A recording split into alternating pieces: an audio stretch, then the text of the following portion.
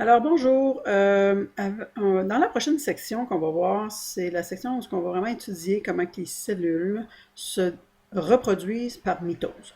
Alors la mitose est un processus cellulaire super important qui permet aux cellules de se reproduire, donc se diviser. OK? On appelle ça de la reproduction cellulaire. Vraiment, nous autres, on va s'en tenir à la reproduction cellulaire asexuée par mitose. OK?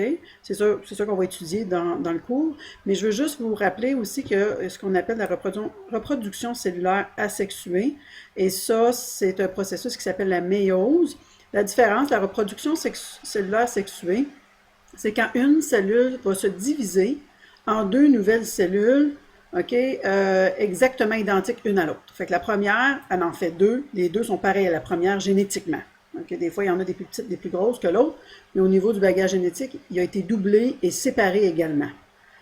Ça se fait dans des organismes unicellulaires comme bactéries, mais ça se fait aussi dans nos cellules quand on a besoin de guérir quelque chose, quand on a besoin de grandir, quand les cellules sont usées. Okay, nos cellules somatiques sont capables de faire la mitose.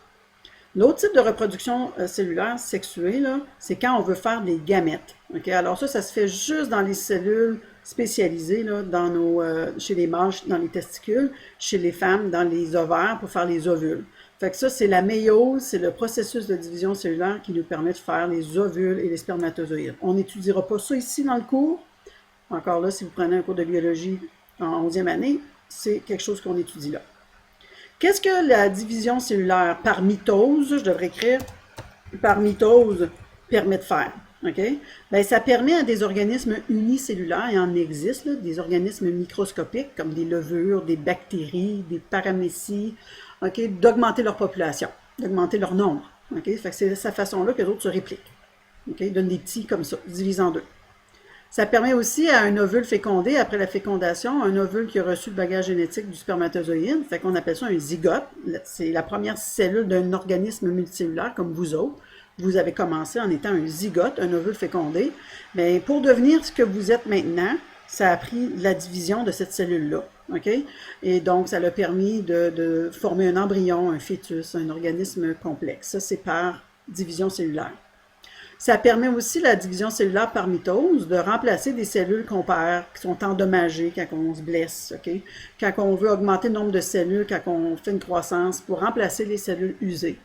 OK? Aussi pour augmenter le nombre de cellules quand ça grandit justement, là, mais pour ne pas avoir des cellules trop grosses et pas efficaces. Alors, c'est déterminé le taux de division cellulaire aussi par une structure super importante de nos cellules, c'est la membrane cellulaire. La membrane, tu vois, chaque cellule, comme ça dit ici, chaque cellule somatique de ton corps, je t'en nomme musculaire, cellule nerveuse, cellule de ton foie qui filtre, cellule du pancréas qui fait de l'insuline. Ça, c'est des cellules somatiques.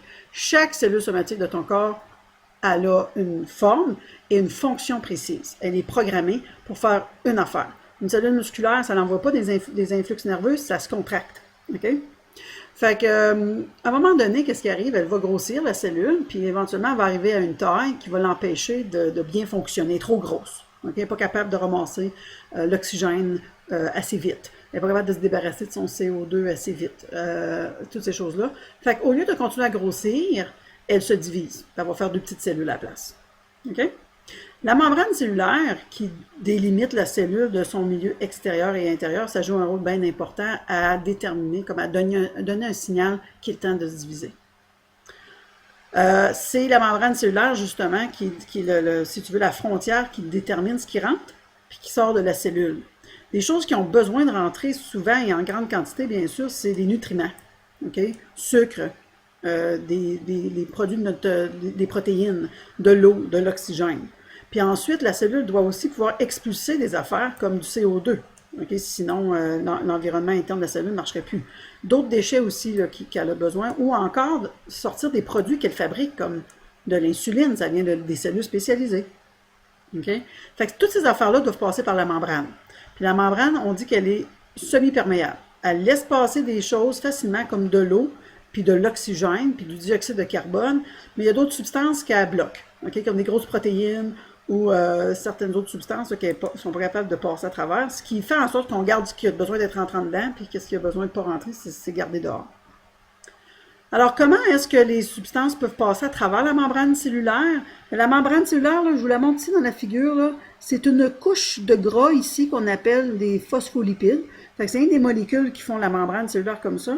Puis il y a des substances, ok, comme si ça serait de l'oxygène, ça passe facilement à travers les molécules comme ça. Alors, on appelle la façon de passer directement à travers la membrane sans avoir besoin de prendre une porte ou quelque chose comme ça.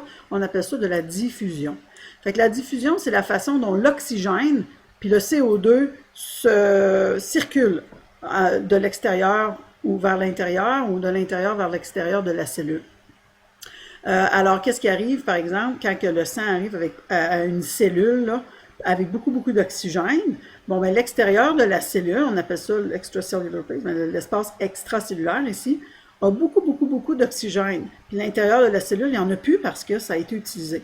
Fait que, qu'est-ce qui va arriver? Étant donné qu'il y a une différence de concentration de particules d'oxygène, les particules d'oxygène, rappelez-vous, c'est de la matière, ça bouge toujours, bien ça va donc se déplacer d'une région où il y en a beaucoup vers une région où il n'y en a pas beaucoup. Donc, de l'extérieur vers l'intérieur, et on appelle ça, ce mouvement-là, de la diffusion, et ça va se faire jusqu'à temps qu'on ait un équilibre. Donc, c'est cette façon-là que l'oxygène rentre dans nos cellules. Si on serait à l'inverse, puis ça serait des molécules de CO2, il y en aurait plus en dedans qu'à l'extérieur, quand on fait la respiration cellulaire. Donc, par diffusion, les particules passent par la membrane et sortent, puis c'est le sang qui va les ramasser. Alors, quand on parle de diffusion, c'est pareil comme si la membrane n'existait pas. C'est pareil comme prendre un parfum, OK? Faire un petit push de parfum dans l'air, puis tu es assis à 2 mètres de là, puis éventuellement, le parfum, tu vas le sentir parce que les particules diffusent dans la salle pour essayer de s'équilibrer.